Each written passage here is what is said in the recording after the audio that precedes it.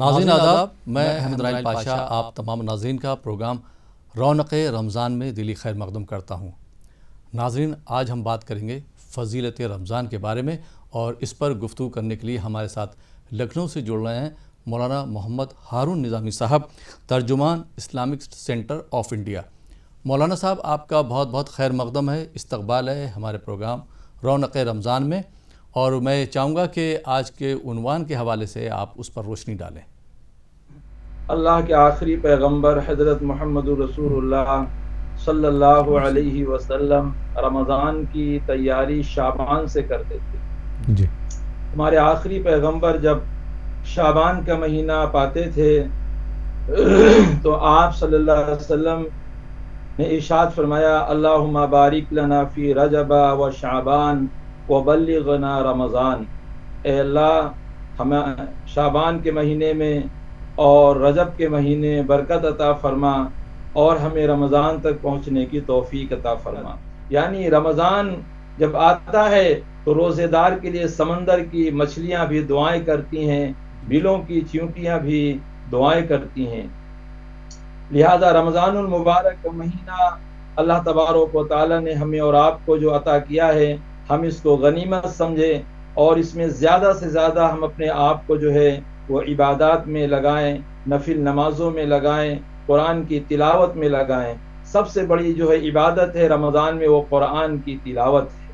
یعنی اس اللہ تبارک و تعالیٰ نے ارشاد فرمایا، شہر رمضان الذی انزل فیہ القرآن، کہ ہم نے اس قرآن کو رمضان میں نازل کیا ہے، اور بھی اس سے پہلے جو صحیفے آئے اور تورات کو، انجیل کو، زبور کو، جتنی آسمانی کتابیں آئی ہیں، اللہ تبارک و تعالیٰ نے اسی ماہ سیام میں، اسی ماہ مبارک میں اللہ تبارک و تعالیٰ نے ان کو نازل فرمایا ہے۔ اللہ کے آخری پیغمبر حضرت محمد رسول اللہ صلی اللہ علیہ وسلم نے ارشاد فرمایا، ثلاثۃ لا ترد دعوتہم، کہ تین لوگوں کی دعا جو ہے وہ رد نہیں ہوتی ہے۔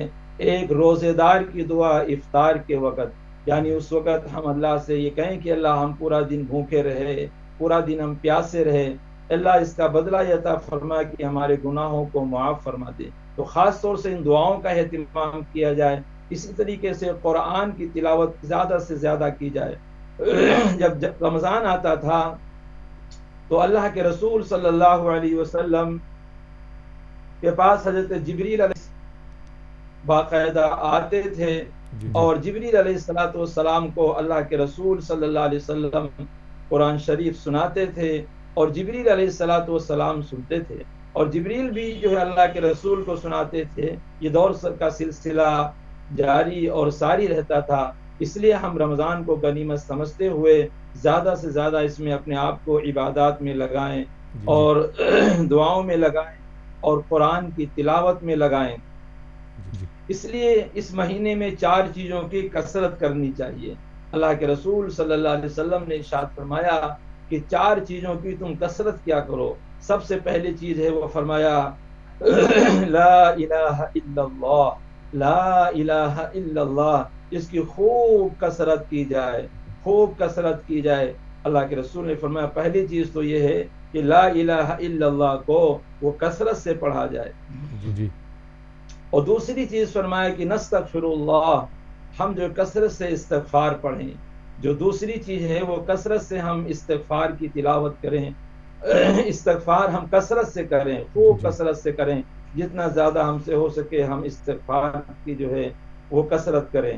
اور تیسری چیز جو فرمایا وہ فرمایا نسألک الجنہ، اس ماہ مبارک میں، اس ماہ سیام میں ہم زیادہ سے زیادہ جنت کا سوال کریں، اللہ سے جنت کو مانگے۔ اور چوتھی چیز جو فرمایا وہ فرمایا وَنَعُوذُ بِكَ مِنَ النَّارِ، اور جہنم سے جو ہے، جہنم سے معافی مانگی جائے، جہنم سے دوری کی دعا مانگی جائے کہ اللہ ہمیں جہنم سے دوری عطا فرما دیجئے۔ تو خاص طور سے ان 4 چیزوں کی کثرت کی جائے۔ لا الہ الا اللہ کو کثرت سے پڑھا جائے، استغفار کثرت سے کیا جائے، اور جنت کا سوال کیا جائے، اور جہنم سے معافی مانگی جائے۔ ان 4 چیزوں کی ہم کثرت کریں گے تو انشاءاللہ اللہ کی ذات سے امید ہے جو رمضان کے فضائل ہیں، جو رمضان کی برکات ہیں، وہ انشاءاللہ ہمیں اور آپ کو نصیب ہوں گی۔ اللہ تبارک و تعالیٰ نے یہ موقع ہمیں اور آپ کو عنایت فرمایا ہے، ہم اس کو غنیمت سمجھیں۔ غنیمت کا مطلب یہ ہے کہ ہم دیکھیں ہمارے دوستوں میں، رشتہ داروں میں، محلے میں جو پچھلے رمضان میں تھے لیکن آج رمضان میں وہ نہیں ہے، اللہ نے ہمیں موقع عنایت فرمایا ہے، فراہم کیا ہے۔ اسی طریقے سے ہم اس کو غنیمت یہ سمجھیں کہ کوئی ہمیں امید نہیں کہ اگلا رمضان ہمیں ملے گا کہ نہیں ملے گا۔ یہ رمضان ہمیں اور آپ کو جو ملا ہے، ہم زیادہ سے زیادہ اس میں جو ہے اللہ کی عبادت کریں۔ اس لیے اللہ کے رسول صلی اللہ علیہ وسلم نے ارشاد فرمایا لِكُلِّ شَيْءٍ زَكَاةٌ کہ ہر چیز کی ایک زکوٰۃ ہوتی ہے، ہر شے کی ایک زکوٰۃ ہوتی ہے۔ بہرحال اللہ تبارک و تعالی ہمیں اور آپ کو اس رمضان میں زیادہ سے زیادہ عبادت کرنے کی توفیق نصیب فرمائے اور ہم سب کو عبادت کرنے کی توفیق نصیب فرمائے۔ اللہ تبارک و تعالی اس مہینے کی جو برکتیں ہیں، فضیلتیں ہم سب کو نصیب فرمائے۔ وآخر دعوانا ان الحمدللہ رب العالمین۔ بہت بہت شکریہ مولانا ہارون صاحب کہ آپ نے عنوان پر روشنی ڈالی۔ تو ناظرین، یہ تھا ہمارا پروگرام رونق رمضان۔ فی الحال یہ پروگرام اب یہیں پہ ختم ہوتا ہے۔ اسی کے ساتھ احمد رائل پاشا کو اجازت دیجیے۔ آداب۔